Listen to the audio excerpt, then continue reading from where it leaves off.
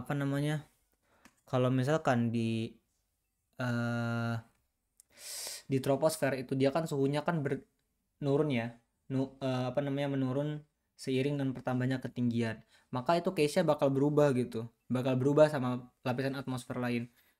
Jadi kalau misalkan kamu lihat di sini, ini kan bagian troposfer nih, bagian paling bawah di mana tuh nantinya banyak fenomena cuaca terjadi. Bisa kita garis mungkin kayak gini nih, segini. Nah, jadi kalau untuk status temperatur yang ada di troposfer, dia itu semakin naik ketinggiannya, maka dia itu akan semakin turun. Nih, misalkan di surface dia suhunya ada di sini 5 derajat. Kemudian dia naik, dia bakal turun sampai ke negatif 60 derajat di sini. Nah, ini struktur troposfer gitu. Dan kalau kita lihat di stratosfer atau satu lapisan di atasnya, mungkin kita bilang kayak gini deh. Ya, kita bisa bikin kayak gini. Itu kalau kita lihat dia itu struktur apa namanya? Dia itu eh komponen vertikalnya itu beda sama troposfer. Kalau di stratosfer, dia itu semakin naik suhunya, dia itu semakin naik ketinggiannya, ini kan ketinggian ya, altitude dalam kilometer. Maaf. Maka dia itu suhunya bakal semakin naik juga. Jadi ini agak berbeda nih sama troposfer. Kalau untuk di stratosfer, makanya dibedakan antara stratosfer dan lapisan troposfer karena reaksi ketinggian terhadap suhunya itu berbeda. Lanjut, ada satu lapisan lagi di atasnya yakni mesosfer. Nah, di mesosfer ini dia beda beda lagi sama stratosfer. Dia malah di mesosfer ini seiring dengan naiknya altitude atau ketinggian, dia itu suhunya turun drastis. Di sini bahkan sampai ke titik terdingin, yakni di sekitar minus berapa nih? Minus 90 derajat. Lalu di lapisan yang paling atas, yakni lapisan termosfer, itu beda lagi. Bahkan di termosfer ini dia suhunya naik lagi sampai tinggi banget. Di sini bahkan tercatat sampai di suhu 30. Bahkan sampai naik lagi. Jadi kira-kira gitu. Kayak apa yang dimaksud tentang apa tuh namanya? Struktur vertikal dan segala macamnya. Sampai sini paham nggak tentang struktur vertikal? Maksudnya kenapa dia itu dibedakan gitu? Dibedakan ketinggiannya itu kan gara-gara suhunya berubah gitu kan? Terhadap ketinggian suhunya berubah gitu. Oke, paham, bagus. Nah, di sini tuh kita bakal belajar alasannya itu apa. Kenapa di troposfer ketika ketinggiannya naik suhunya turun, sedangkan di stratosfer ketika ketinggiannya naik suhunya malah naik gitu. Pasti kan ada alasannya itu. Nah, disinilah kita bakal belajar alasan-alasannya di pembelajaran saat ini.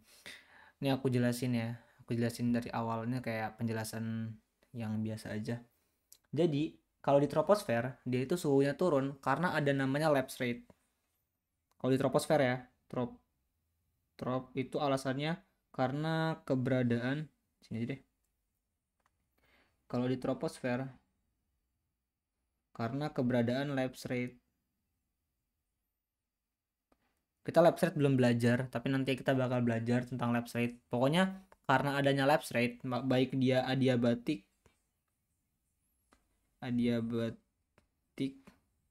kering atau basah. Inilah alasan kenapa di troposfer itu suhunya bakal turun seiring dengan naiknya ketinggian. Nah, kalau di stratosfer, dia itu beda lagi. Alasannya itu karena apa? Karena adanya lapisan ozon gitu.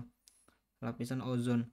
Jadi kenapa lapisan ozon itu bisa membuat suhunya naik? Jadi alasannya adalah karena lapisan ozon itu sebenarnya kan baik kan. Dia itu kayak berguna banget di stratosfer. Dia tuh untuk kayak memfilter sinar ultraviolet sehingga yang nanti masuk yang nanti turun ke kita, yang nanti kena kontak sama kulit kita tuh nggak terlalu berbahaya gitu, nggak terlalu radiatif dan mengurangi resiko kanker kulit. Itu fungsi ozon. Tapi ozon itu di sisi lain dia ini juga merupakan gas rumah kaca, GRK atau gas rumah kaca. Jadi panas yang dipantulkan dari bumi kalau melewati ozon itu bakal sebagian terperangkap. Makanya suhu di 100 kali dia naik karena terpanaskan karena ada karena keberadaan lapisan ozon ini, gas rumah kaca.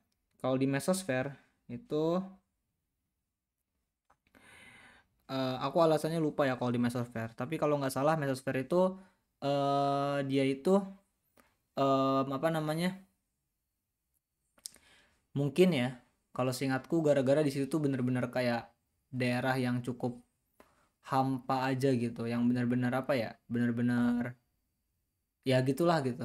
Jadi kan semakin tinggi dia akan semakin jauh dari permukaan, maka suhunya bakal nurun. Aku lupa alasannya tapi itu intinya kan karena itu. Jadi di mesosfer itu, fakta menarik tentang mesosfer, mesosfer itu adalah apa namanya, adalah tempat apa sih namanya tuh, kan tahu nggak sih meteor, meteor itu kan dia bakal terkikis kan di atmosfer, ketika lewat atmosfer kan dia bakal bergesekan. Nah, biasanya meteor-meteor atau asteroid yang turun ke bumi sebagai meteorit itu tuh dia tuh bakal habis di mesosfer, jadi dia tuh bakal menghilang di mesosfer. Coba kita kasih meteor menghilang di atmosfer, di meteor menghilang di sini. Terus lapisan paling atas yakni termosfer. Kenapa di termosfer itu dia temperatur naik? Karena dia itu semakin dekat dengan matahari. Anggaplah gini.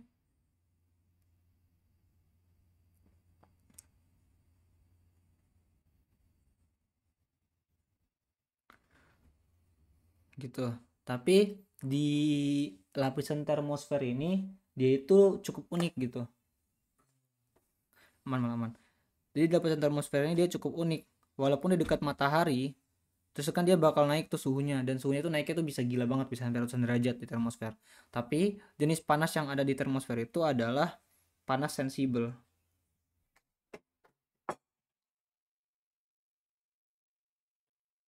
atau dia itu tipe panas yang apa ya, dia itu tipe panas yang nggak akan dia tuh nggak akan kerasa kalau nggak dikasih kontak gitu, karena di termosfer itu kan dia tekanan udaranya kan rendah, konsentrasinya itu kan rendah, jadi tuh walaupun panas dia tuh nggak ada media yang bisa digunakan untuk menyalurkan rangsangan panas itu ke sensorik manusia ataupun sensorik alat. Jadi walaupun panas banget, jadi sometimes dia tuh nggak kerasa gitu panasnya kalau di termosfer. Kira-kira seperti itu. Jadi kita bikin aja, kalau troposfer dia suhunya turun, kalau stratosfer dia suhunya naik, mesosfer suhunya turun, termosfer suhunya naik gitu. Jadi kalau ciri-cirinya yang menarik, troposfer itu dia alasannya kenapa suhunya turun karena ada lapse rate adiabatik kering dan adiabatik basah. Kemudian yang unik dari troposfer dia itu adalah tempat fenomena cuaca kayak hujan dan lain-lain. Mengapa troposfer itu tempat fenomena cuaca? Karena tadi ya seperti yang tadi kita bilang, 95% daripada komposisi atmosfer itu tuh dia terkonsentrasi di 8 km paling bawah gitu, paling dekat dengan surface. Dan 8 km paling bawah itu adalah berada di troposfer gitu. Dan juga fenomena cuaca itu sejatinya itu sangatlah berkaitan dengan yang namanya uap air. Jadi kalau nggak ada uap air itu hampir nggak bisa ada namanya fenomena cuaca. Dan uap air itu cuman ada di troposfer. Bukan cuman sih, banyak, mayoritinya ada di troposfer doang. Makanya fenomena cuaca itu mostly ya, hampir 99% terjadi di troposfer. Terus yang kedua, yang unik dari stratosfer apa? Ada ozon. Dan juga di stratosfer itu enggak, di stratosfer itu ada ozon, benar. Terus di mesosfer dia itu adalah tempat nantinya itu meteor bakal menghilang. Apakah artinya meteor itu terhilang, mengkikisnya di mesosfer doang? Enggak. Meteor itu dari dia masuk termosfer dia itu udah bergesekan dengan atmosfer bumi gitu ya, nantinya bakal membuat meteor itu kayak perlahan-lahan tuh mulai menjadi kecil dan kecil, tapi dia itu bakal mulai apa sih ngomongnya tuh, bakal nge-vaporize atau disappear-nya tuh di lapisan mesosfer doang. Lanjut, kalau termosfer dia itu semakin dekat matahari dia tuh suhunya naik karena semakin dekat dengan matahari, tetapi tipe panasnya itu panas sensibel, jadi nggak terlalu kerasa, mungkin seperti itu. Sampai sini paham nggak tentang struktur vertikal atmosfer?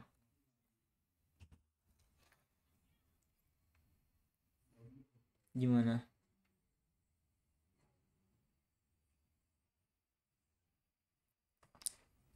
Kalau nggak paham di bagian mana?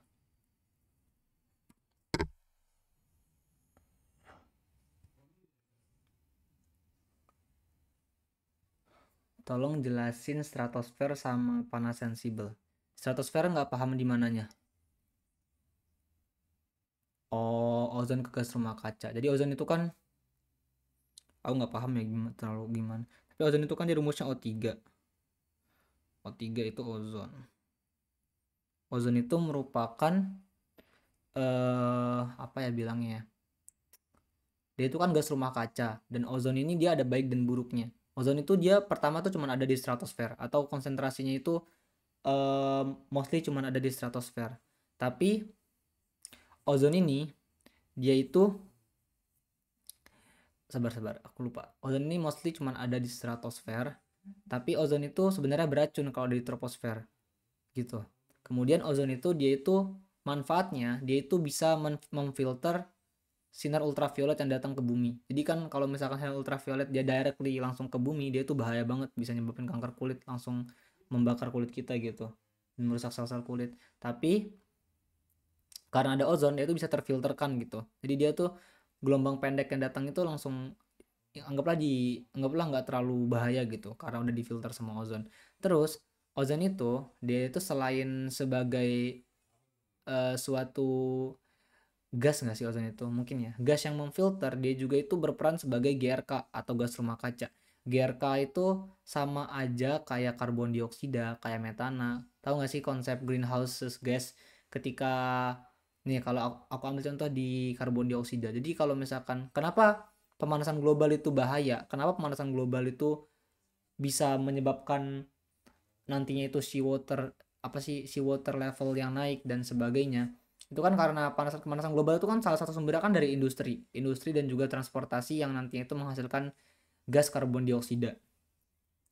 Nah, gas karbon dioksida ini dia itu adalah tipe gas rumah kaca. Jadi kalau misalkan gas karbon dioksida terlalu banyak di atmosfer kita, itu tuh bisa bahaya buat bumi. Kenapa? Karena ketika ada panas yang datang dari matahari ke bumi, kan panas itu kan bakal dipantulkan oleh bumi dan bakal dilepaskan lagi ke luar angkasa. Tetapi gas-gas rumah kaca, contohnya seperti karbon dioksida, dia itu cenderung memerangkap panas. Jadi kalau misalkan ini bumi nih, ini bumi ya, sabar, ini bumi, ini kan ada sinar yang masuk matahari. Ketika sampai permukaan dia bakal dipantulkan. Pas dipantulkan di atmosfer tuh, kalau misalkan banyak gas rumah kaca, dia itu bakal terperangkap di sini. Nah, karena terperangkap ataupun nantinya terpantulkan balik gitu, dia itu bakal bakal apa namanya?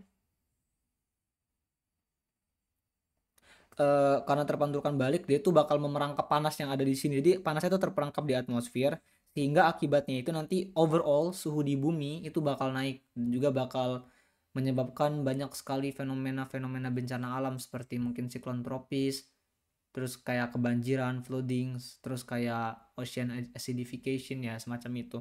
Dan ozon pun perannya mirip-mirip kayak gitu, tapi maksudnya kayak itunya loh, kenapa stratosfer itu dia menghangat gara-gara ada ozon yang berperan sebagai gas rumah kaca. Jadi panas yang dipantulkan ke ozon dia itu bakal terperangkap. Tapi apakah itu berbahaya? Enggak, karena itu cuma di stratosfer dan itu enggak terlalu berpengaruh sama kita yang ada di lapisan troposfer. Seperti itu. eh Tolong jelasin stratosfer sama panas sensibel. Oke, paham, paham. Nice, nice. Panas sensibel aku pun agak lupa ya, tapi mungkin kita lanjut dulu baca-baca ini materinya. Soalnya kalau ntar kayak di troposfer ada deh materi tentang panas sensibel. Kalau nggak salah. Oke, ntar ya.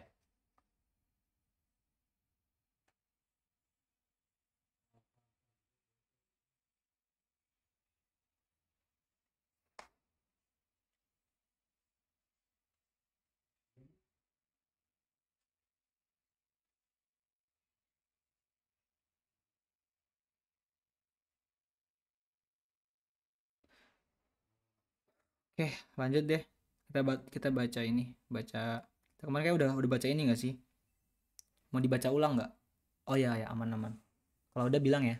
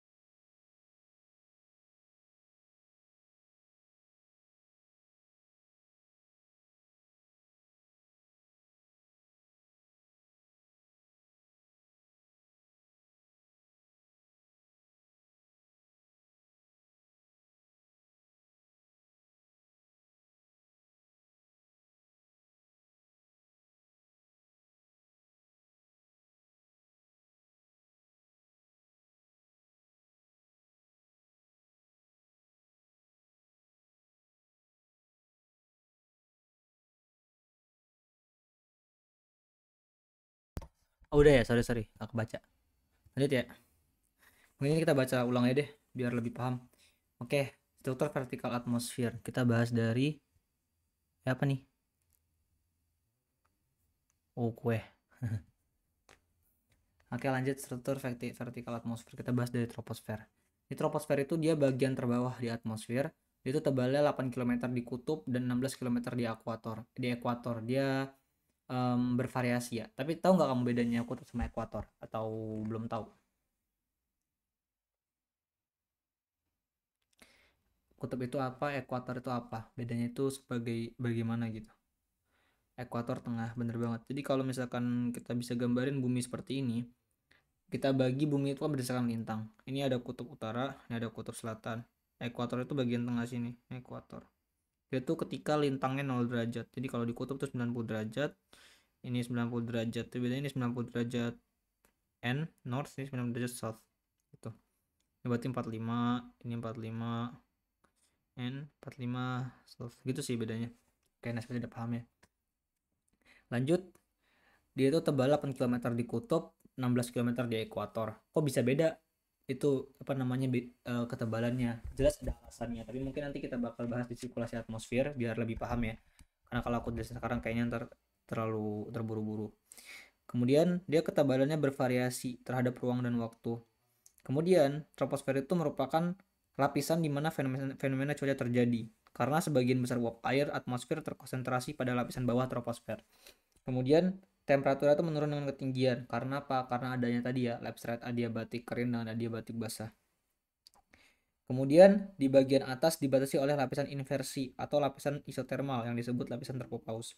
Tropopaus berfungsi sebagai langit-langit atau lid yang mencegah pertukaran udara antara troposfer dan stratosfer.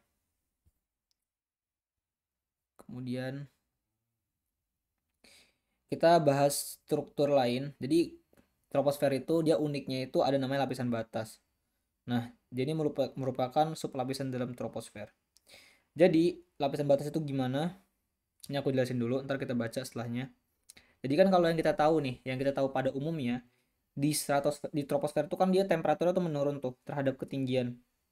Dia bakal semakin, nih bahkan di sini dia mendekati 60. Dia menurun terhadap ketinggian. Altitude ya, ingat. Tapi di bagian awal-awal atau kayak sekitar 3 kilometer pertama di sini nih, yang ini di garis bawahi, itu tuh kayak semacam ada keanehan gitu. Dia itu nggak menurun, nggak bener-bener menurun secara spontan, tapi dia itu bahkan kalau di sini dia sempat naik tuh, lihat nggak? Nih, nggak bisa sempat naik, sempat naik.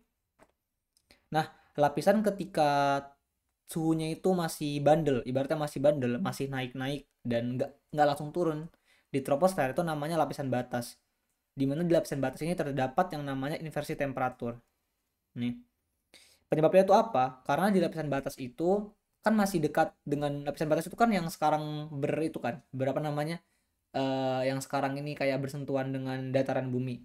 Jadi lapisan batas itu dia itu karena dekat dengan bumi, maka disinyalir udara-udaranya itu terdapat kadang itu terdapat turbulensi gitu, kayak bergesekan dengan permukaan bumi, dengan topografi bumi yang kadang itu kering atau apa. Jadi suhunya itu di kayak 3 kilometer terbawah itu masih belum stabil, nggak bener-bener nurun tapi kadang naik-naik dikit gitu.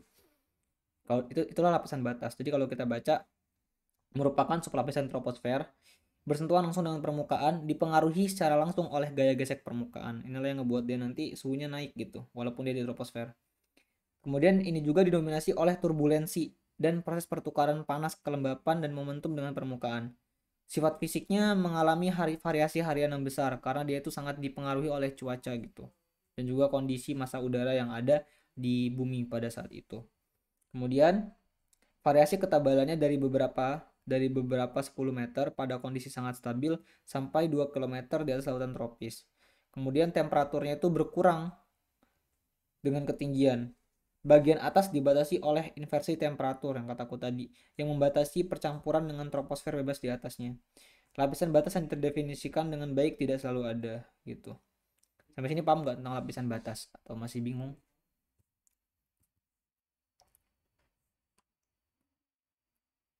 Gimana? Kalaupun belum paham di bagian mana? Onaji michi no eranda sore dake datta haji. どうしようか。涙のわけはまだしたいんだ。Di bawah tropos maksudnya ceritain dah.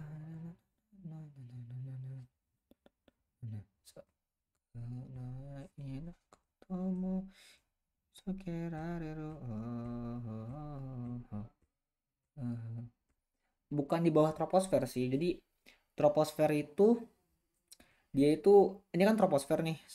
Bahkan segini pun tetap troposfer gitu. Tapi troposfer itu dia ada macam-macamnya. Bukan ada macam, ada pembagiannya lah.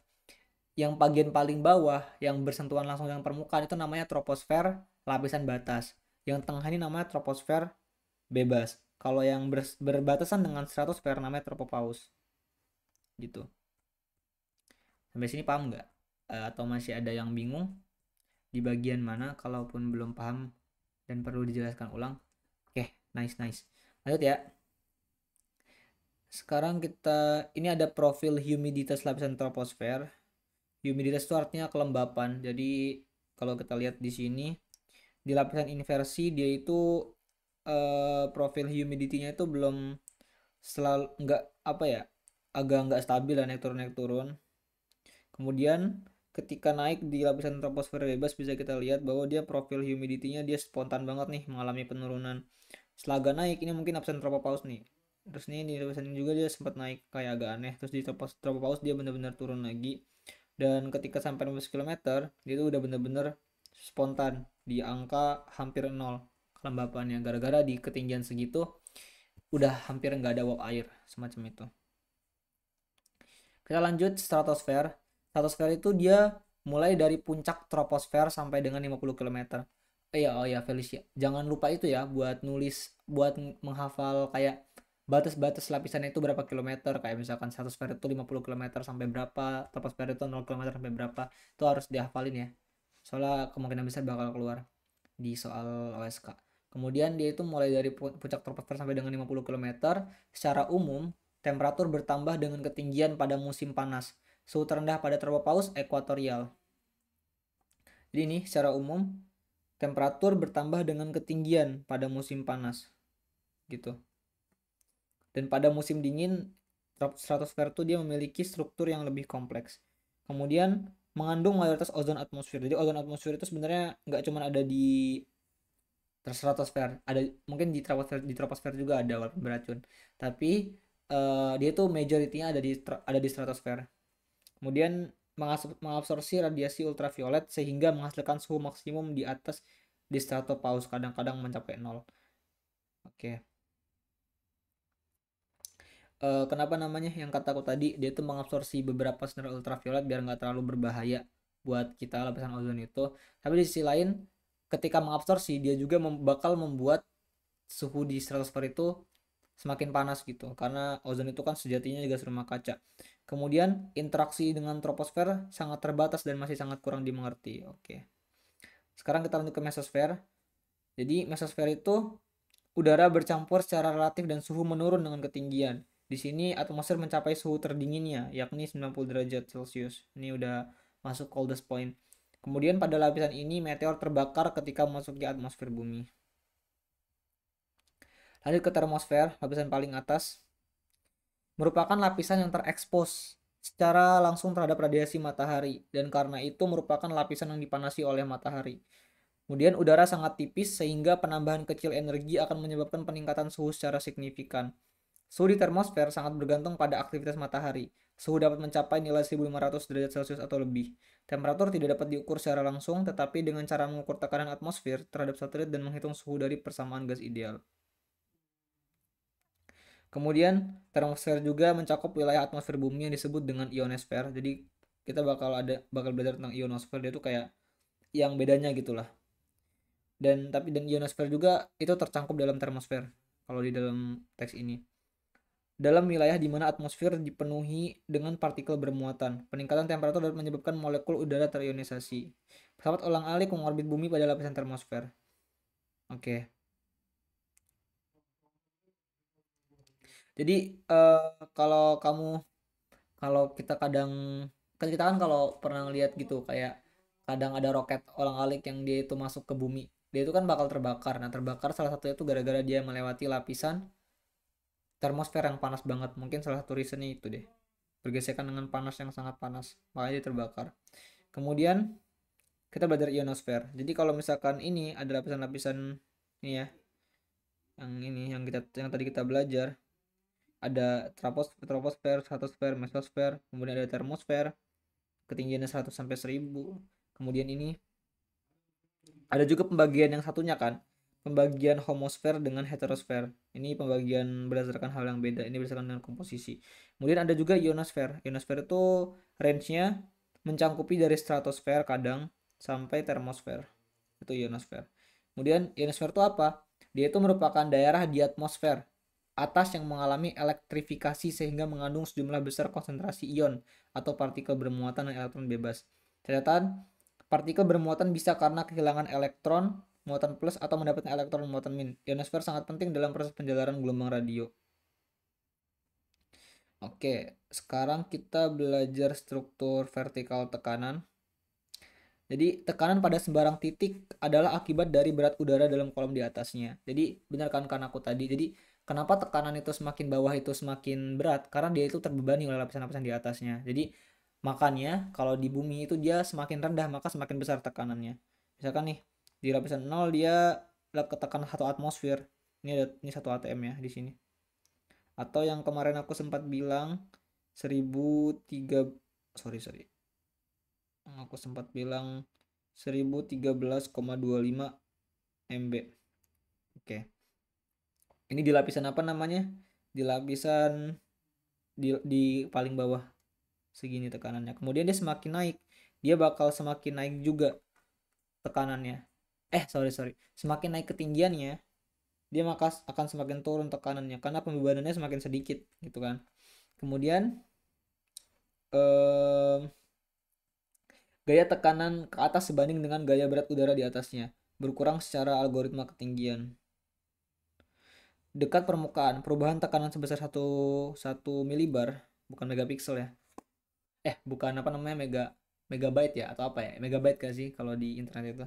Setara dengan perubahan ketinggian 7 meter. Kemudian ini ada deskripsi kolom udara yang kataku dia dari awal tuh dia bener-bener yang paling bawah itu lebih konsentrasinya lebih tinggi karena 95% atmosfer itu terkonsentrasikan di anggaplah 10 km terbawah seperti itu. Kemudian aku pengen cerita juga soal ini, soal struktur vertikal ionosfer dan pengaruhnya terhadap penjalaran gelombang radio. Jadi, kalau di daytime, kalau di apa namanya pagi hari, maka di ionosfer itu lapisannya lengkap, EF sama D lengkap gitu.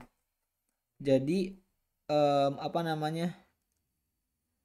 Jadi lengkap, jadi lapisannya tuh semakin banyak, jadinya terkadang kalau di pagi hari transmitter gelombang radio itu dia itu nggak bisa karena pantulannya itu apa namanya terbatas, dia itu nggak bisa memantulkan ini, terkadang dia itu nggak bisa memantulkan sinyalnya sampai ke ini, sampai ke penangkap penangkap gelombang yang ada di belahan bumi lain. Karena apa? Karena ada lapisan E sama D. Tapi kalau malam hari lapisan E sama D itu udah hilang gitu, jadi dia bisa mengrefleksikan radio wave-nya ke penerima, ke ya semacam itu. Jadi kadang ada soal tuh yang nanya kalau misalkan lapisan apa yang ketika malam hari dia itu bakal menghilang dan bakal memudahkan untuk um, apalah untuk proses komunikasi menggunakan radio E sama D, mungkin kayak gitu ya kalau nggak salah.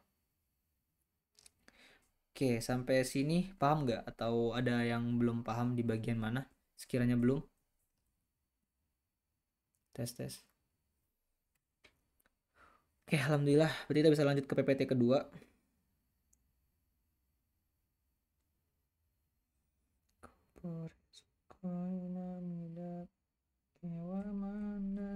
Ini masih berapa menit lagi ya? Masih 5 menit lagi. Oke, kita bisa lanjut ke PPT kedua. Tapi ntar aku pengen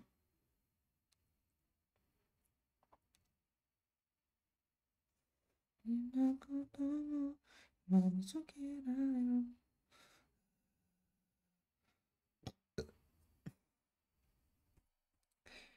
kedua itu tentang neraka panas dan atmosfer radiasi. Ini penting sih. Sebelumnya aku harus print dulu ke PDF biar enak bahasnya, soalnya kalau gini susah, kadang susah banget. Alright, documents mandiri tutoring, bukan, materi dasar Venin.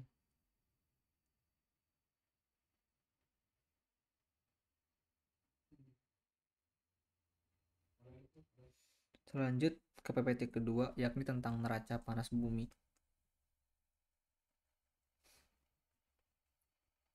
Dari Dr. Andes Zadrock Aldub, beliau ini kayak guru besar meteorologi di Indonesia yang saat ini tuh di ITB, kadang di ITERA Lampung, tapi mostly dia spend his time in Institut Teknologi Bandung. Dan beliau ini kayak apa namanya ya, kayak sesepuh meteorologi gitu. Jadi kalau kalau kamu ikut pelatnas OSN nasional untuk persiapan Olimpiade tingkat internasional tuh biasanya yang bakal dibimbing oleh beliau dengan Pak Zadrak. Beliau ilmunya tinggi kali. Bahkan kalau kita kadang bertanya tentang meteorologi tuh hampir nggak mungkin beliau nggak bisa menjawab. Kayaknya beliau pasti bisa menjawab deh. Itu jadi emang maha guru dah. Kita belajar tentang neraca panas, atmosfer, dan radiasi. Alright, jadi ini dia. Ini seru sih. Jadi kita bakal bahas tentang ini. Waduh, ini seru. Tapi kayaknya harus istirahat dulu deh. Soalnya ini bakal berat banget materinya. Mau istirahat dulu nggak? Halo, halo. Karena udah ganti materi atau mau lanjut? Soalnya 3 menit lagi nih. Sampai zoomnya ketutup. Boleh istirahat dulu. Boleh apa nih? Boleh lanjut atau boleh istirahat?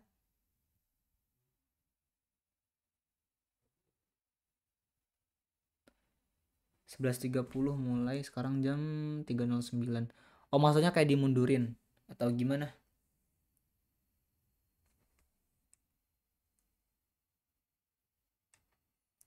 Oh, tidak aman-aman. Nanti kita berarti mulai lagi di 11.30. Oke. Makasih Felicia.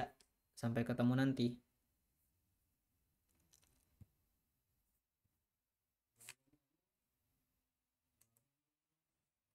Ano ni watashi no hitori bochi.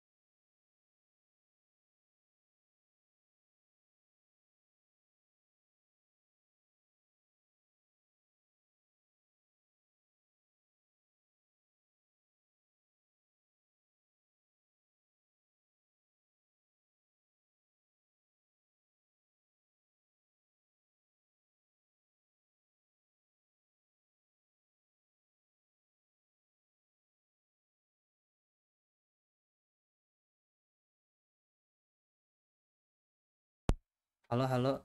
Suaraku kedengeran? Tes.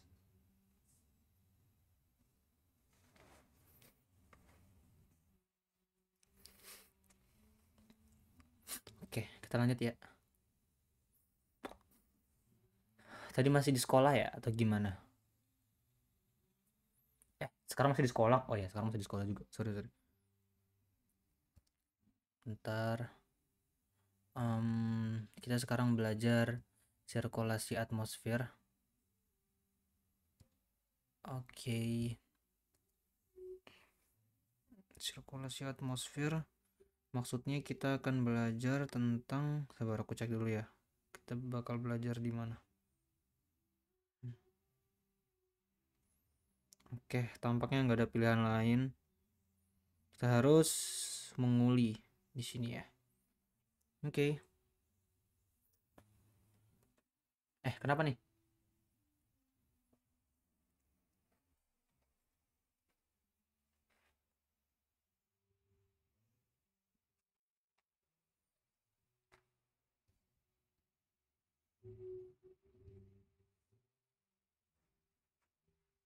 Oke, oke. Kalau udah bilang ya.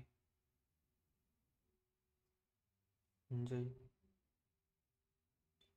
Enjoy. Salah lagi. Screen.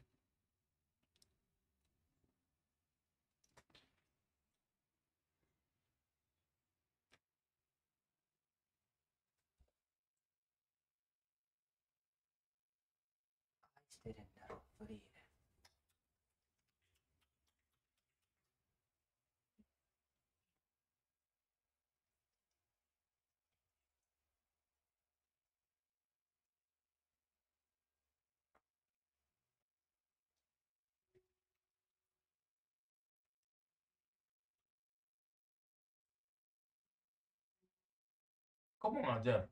Iya, Kau bilang mau bukber. habis ngajar.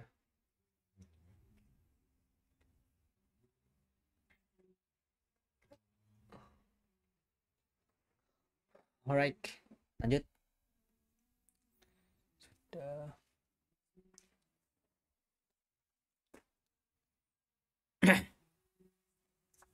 Jadi kita ngelihat gambar ini namanya neraca radiasi ekuator, kutub, neraca radiasi ekuator sampai kutub, dan yang sebelah kanan itu namanya sirkulasi atmosfer. Sebelum kita memahamin gambar ini, kita itu harus tahu dulu gaya-gaya yang membuat yang nantinya itu bakal ngebuat apa namanya yang ada, gaya-gaya yang ada. Jadi pertama, anggaplah bumi itu seperti ini. Ini bumi. Kemudian ini bumi itu kayak dibagi menjadi beberapa section.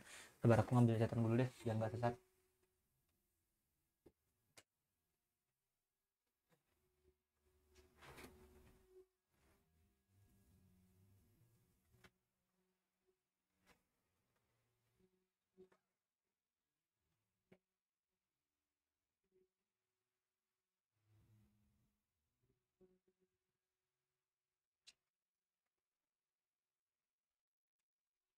Oke, agak salah buku.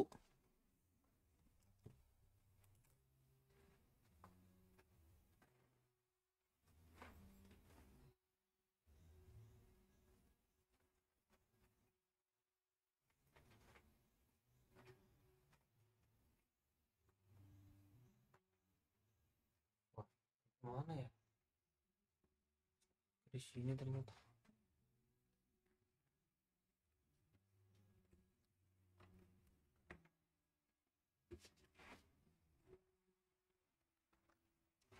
Lihat ya.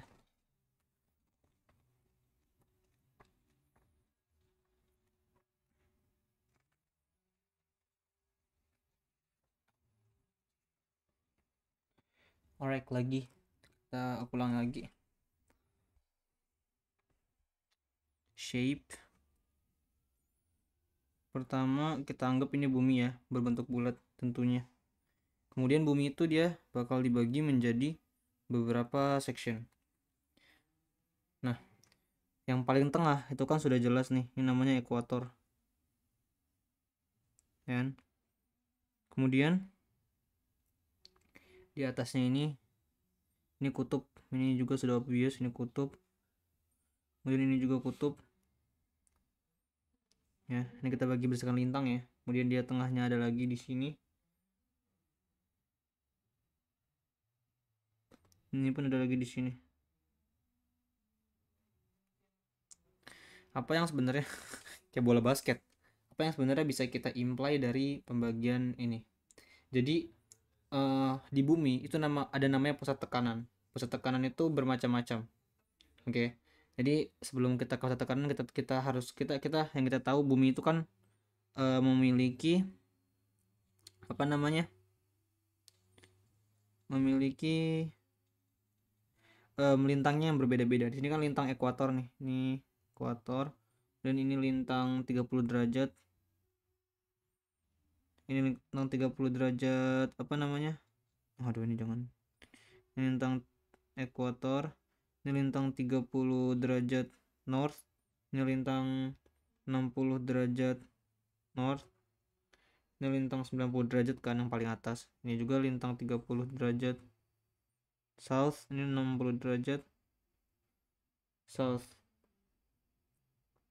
Nah, pada masing-masing lintang, bumi itu punya sistem tekanan masing-masing. Kalau di ekuator itu ada namanya sistem tekanan rendah. Sistem tekanan rendah. Kalau misalkan di lintang 30 itu ada namanya sistem tekanan tinggi. Kalau pada 30 sistem tekanan tinggi, pada 60 itu namanya sistem tekanan rendah juga. Dan kalau pada 90 itu sistem tekanan tinggi. Dan masing-masing sistem tekanannya ada namanya ya, ada namanya. Dia bukannya tidak bernama. Kalau misalkan sistem tekanan rendah itu namanya doldrum. Kalau misalkan yang ini, yang tinggi ini namanya subtropical high 30. Tinggi itu namanya subtropical high. Berarti ini juga sama. Kalau misalkan ini namanya subpolar low. Kalau yang 60 min subpolar. Dan kalau misalkan yang di kutub itu namanya polar high. Sampai sini masih bisa ngikutin nggak tentang sirkulasinya? Sementara ini, so far masih aman nggak? Bisa, oke. Sekarang kita bahas tentang konsep tekanan. Sebelum kita lanjut, kita bahas tentang konsep tekanan. Jadi tekanan itu selalu bergerak dari yang tinggi ke yang rendah. Jadi sistem tekanan itu bergerak dari yang tinggi ke yang rendah. Ini hukum alam ya. Hukum alam dan benar-benar obvious, nggak bisa diubah. Bergerak dari sistem tekanan tinggi ke sistem tekanan rendah. Angin itu bergerak dari sistem tekanan tinggi ke sistem tekanan rendah. Gitu. Sampai sini jelas nggak? Angin bergerak dari sistem tekanan tinggi ke sistem tekanan rendah. Kayaknya masih jelas lah ya. Berarti kalau dari konsep ini bisa kita simpulkan bahwa dia tuh dari sini bakal bergerak ke bawah, ini bakal bergerak ke bawah, terus tuh dari yang ini bakal bergerak ke bawah sini juga, ini bakal bergerak ke sini, terus tuh dari sini bakal bergerak ke sini, dan dari sini bakal bergerak ke sini. Sampai sini itu kan masih itu kan masih ngikutin kan tentang ini sistem tekanan pengimplikasian hukum ini ke bumi masih. Tapi pada bumi itu case-nya lumayan beda. Kenapa? Karena bumi itu dia berotasi, dia itu selalu berputar. Nah, karena perputaran tersebut tuh menimbulkan gaya Coriolis. Jadi kalau misalkan bumi itu kan berputar, kalau nggak salah berlawan arah jarum jam. Berarti kan dia kan muter kan ke arah sana nih. Ya, ke arah sana. Karena perputaran ini, sabar ya, kayak lupa deh. Karena perputaran bumi yang ke arah jarum jam, maka ini akan berlawanan arah jarum jam, berlawanan arah apa namanya ya, counterclock ya atau apa ya, pokoknya berlawanan arah jarum jam deh.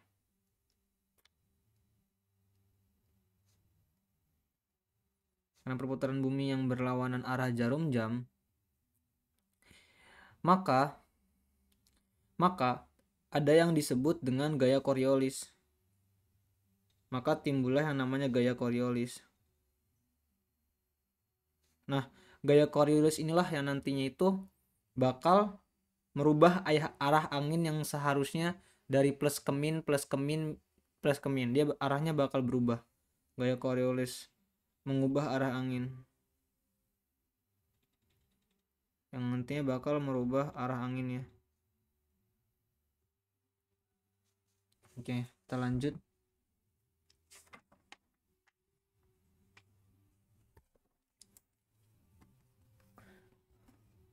Sabar ya. Oh, anjay, aku lupa buku hilang. Sabar, bentar aku lupa ini. Harus kulihat dulu.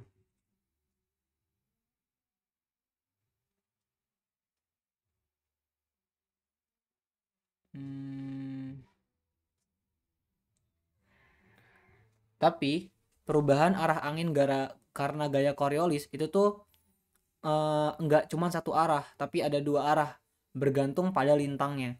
Kalau misalkan di belahan bumi utara, maka dia itu bakal membelokkan anginnya itu ke kanan. Kalau misalkan di belahan bumi selatan, maka akan dibelokkan ke kiri. Ini ada nama hukumnya. Tapi aku lupa namanya hukum apa. Intinya gitu. Nah, karena hukum ini BBU kanan, BBU kiri yang dipengaruhi oleh gaya Coriolis, maka nantinya itu sirkulasi atmosfer kita itu dia itu nggak ke plus min. Misalkan nih, kan kalau BBU kan dia bakal berubah ke kanan, kalau misalkan BBS bakal berubah ke kiri, bakal dibelokkan ke kiri. Maksudnya gimana? Jadi BBU itu dia itu yang di bagian ini ya, yang lintang north. Kalau BBS ini yang ini, BBS. Oke. Jadi kalau jadi cara bikinnya gini. Kan dari misalkan nih ekuator. Ini kan BB apa namanya? BBS ya.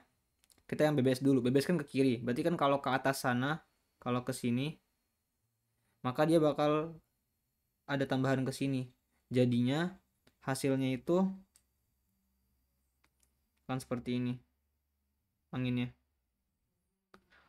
Nah, kalau misalkan yang di sini juga sama ya. Berarti ke sini.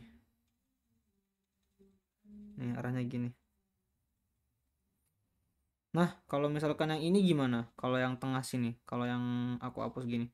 Kita harus balik perspektifnya. Kan arahnya kan ke bawah. Berarti kalau arah ke bawah diubah ke kiri itu berarti ke kanan jadinya. Ini harus kayak kita balik gitu. Kan kalau ke sini kan berarti kalau sini kan ke kanan, berarti yang ini ke kanan. Kalau ini ke kiri. Berarti jadinya itu nanti gini. Kalau yang di bagian itu dia kayak gini. Nah, lanjut yang ini kan udah kita BBU kan udah semua nih, BBS kan udah semua. Sekarang tinggal yang belahan bumi utara. Belahan bumi utara kan ke kanan nih. Ke kanan berarti kalau yang ini dia bakal ke sana. Jadinya dia seperti ini, diubah. Nah, ini. Sorry, itu mah ke kiri, deng. Kalau ke kanan berarti sebaliknya.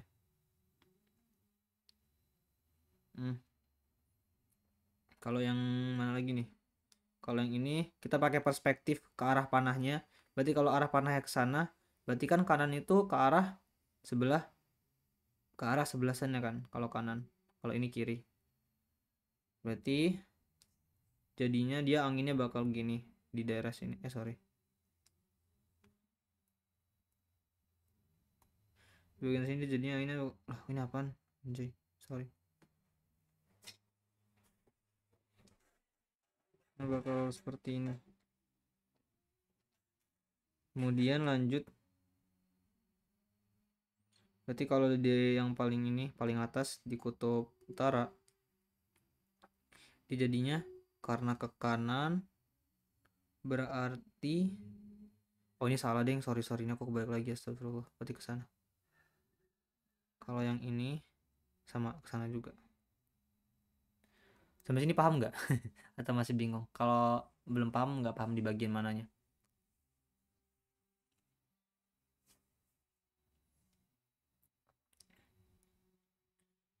Bener paham. Sumpah nih beneran paham. Oke, aku nggak expect sih bakal paham dalam sekali jelasin. Oke, mantap mantap. Hmm, lanjut. Dan masing-masing angin ini kan jadinya seperti ini kan. Dan angin-angin ini udah ada namanya. Kalau yang di kutub ini namanya angin timuran. Aku tulis aja angin timuran. Kalau misalkan di bawahnya itu namanya angin barat. Sorry, bukan timuran ya, ini angin timur doang.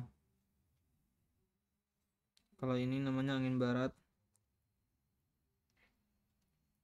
Kalau ini bawahnya namanya angin pasat timur laut.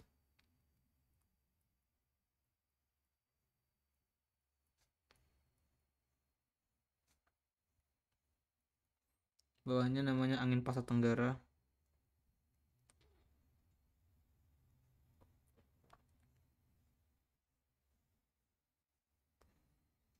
Terus tuh bawahnya lagi namanya angin barat. Angin barat. Kalau ini angin timur. Oke, selesai. Kira-kira seperti ini deh.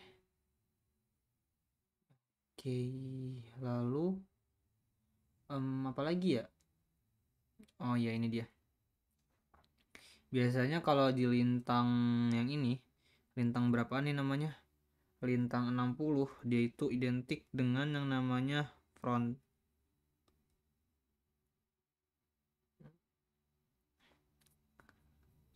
Terus kalau misalkan lintang ini, lintang 30, baik itu utara atau selatan, biasanya dia identik dengan gurun. Kenapa demikian? Ini karena ada hubungannya sama konvergen dan divergen.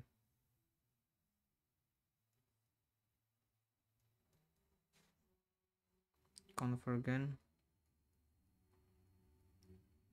divergen. Mengapa demikian? Karena kan di lintang plus itu kan apa namanya? Di lintang plus itu kenapa divergen? Kan lintang plus itu kan dia anginnya bakal bergerak ke yang min kan? Kayak gini. Bakal bergerak ke sana kan, ke yang min. Astaga. Bakal bergerak ke sana kan anginnya. Karena bergerak, jadi anginnya itu karena bergerak ke arah min dari tempat plus, dia itu bakal kosong. Jadi di sini tuh bakal kosong. Bakal kosong. Nah, karena kosong, kosongnya karena apa? Karena ada divergen, karena anginnya itu sama-sama pergi gitu. Makanya di tempat plus itu karena kosong, anginnya itu ngebawa awan ke tempat min. Jadi tempat plusnya itu kosong, jadi tempat plus itu cenderung kering gitu karena nggak ada awan dan jarang ada fenomena cuaca. Tapi kalau misalkan di lintang ini, di lintang min kayak subpolar low ataupun doldrum, dia kan kondisi seperti ini, min. Itu biasanya itu dia itu bakal ngambil yang plus itu bakal ke yang min. Jadi ya ini namanya jadi ini namanya convergen. Convergen. Karena dia convergen, maka dia itu um, ramai ramai ramai awan. Sorry, ramai awan. Terus tuh karena ramai awan maka ramai cuaca. Jadi banyak hujan dan sebagainya macam. Oke, sampai sini paham nggak? Atau masih ada yang belum paham tentang ini?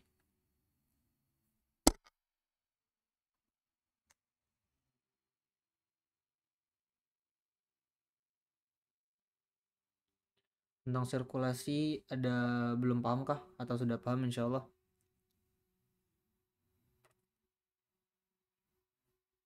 Kenapa kenapa? Konvergen biasa apa maksudnya?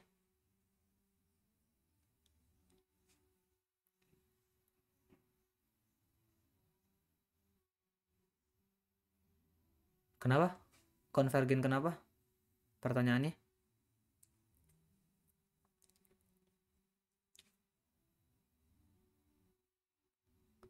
Oh, kalau di konvergen itu kan dia kan biasanya Jadi di konvergen itu tuh uap-uap air dan juga awan-awannya itu bakal bertemu gitu, bakal bertemu di apa namanya, bakal saling bertemu. Maksudnya gimana ya? Sabar-sabar, aku pikir dulu. Jadi di daerah konvergen ya, di daerah konvergen itu tuh kan tadi kan dia kan anginnya bergerak dari plus ke min kan. Jadi kan berarti kan di daerah min itu kan dia daerah konvergensi, daerah di mana bertemunya awan-awan. Nah, karena awan-awannya bertemu, biasanya itu banyak banget terdapat cuaca. Jadi cuaca itu ramai di tempat-tempat konvergen. Jadi makanya kayak tropis. Tropis itu kenapa daerah tropis itu kenapa banyak hujan, terus itu identik dengan hutan hujan tropis, juga subur gitu, hijau. Itu karena ada namanya konvergensi massa udara. Jadinya di daerah tropis di EQ itu kan dia ada konvergensi itu. Dia udaranya bertemu nih, yang ini sama yang ini bertemu. Nah, gara-gara pertemuan ini makanya di tropis itu dia ramai hujan, kemudian akibatnya dia vegetasinya juga ramai dan sebagainya kayak gitu. Juga ini sebenarnya ada julukan-julukan lain sih, kayak jadi apa ya bilangnya ya, jadi daerah tropis atau EQ dia itu julukannya DKAT. DKAT atau kalau bahasa Inggrisnya itu ITCZ. ITCZ itu Intertropical Convergence Zone. Aku tulis deh.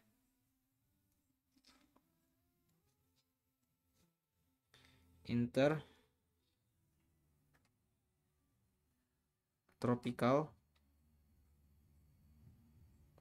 Convergence Zone. Maksudnya itu apa? Daerah ITCZ itu kan daerah pertemuan itu ya, pertemuan awan-awan kan. Nah, awan-awan yang bertemu itu biasanya bakal menghasilkan dia bakal apa ya? Bakal membentuk sebuah kongregasi kumpulan awan-awan badai gitu. Jadinya tuh banyak thunderstorm di daerah ITCZ. Jadi ITCZ itu dia identik identik banget dengan hujan dan segala macam di lintang-lintang nol gitu. Sampai sini udah masih bingung atau gimana kira-kira?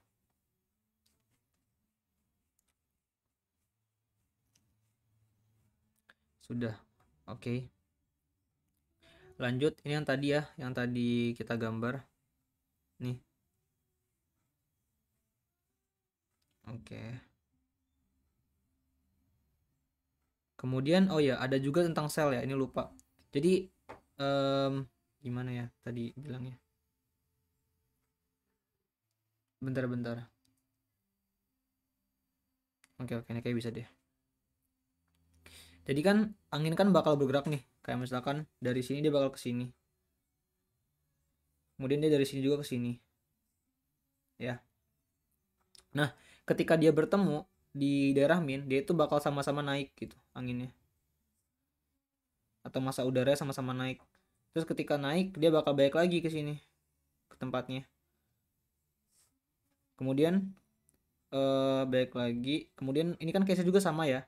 Yang di bawahnya dia kayak ini kan bakal ke sini plus ke min. Kemudian dia karena bertemu dengan yang ini, dia bakal sama-sama naik.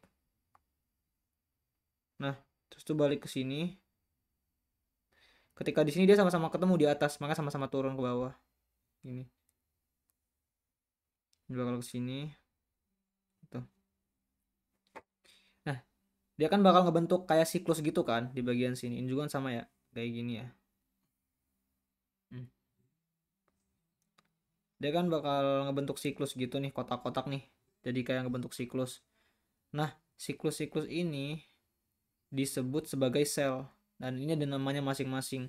Kalau misalkan yang di daerah apa namanya, daerah sini ini udah penuh banget, susah banget ya nulisnya. Di daerah sini nih, ini namanya sel Hadley, namanya Hadley.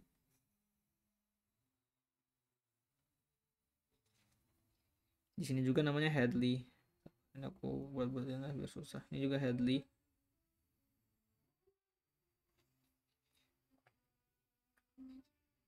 Bentar-bentar, ini bentar lagi selesai kok. 3 menit. Terus itu yang ini berarti yang sebelah kiri yang dekat itu namanya Ferrel.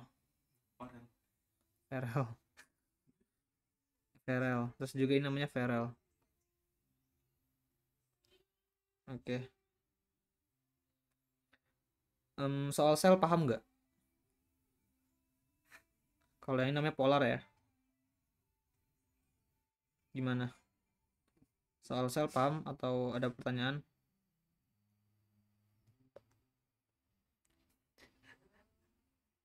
Bener-bener.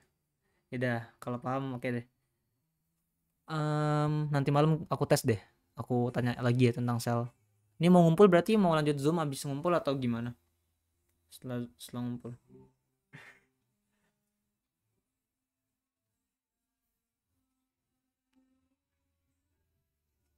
Atau lanjut malam aja? Gimana?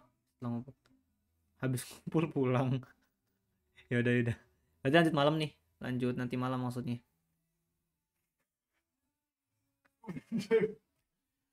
Oke deh.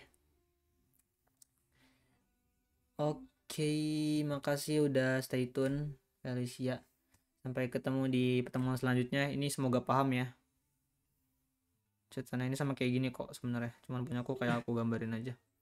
Sampai bertemu di pertemuan selanjutnya. Bye bye. Boleh keluar? Oke.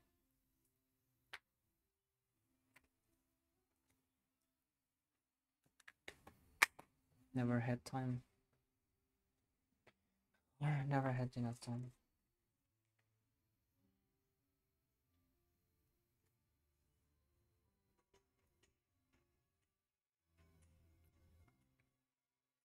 Disuruh belajar ISOC kumpul jam 8.15 bro.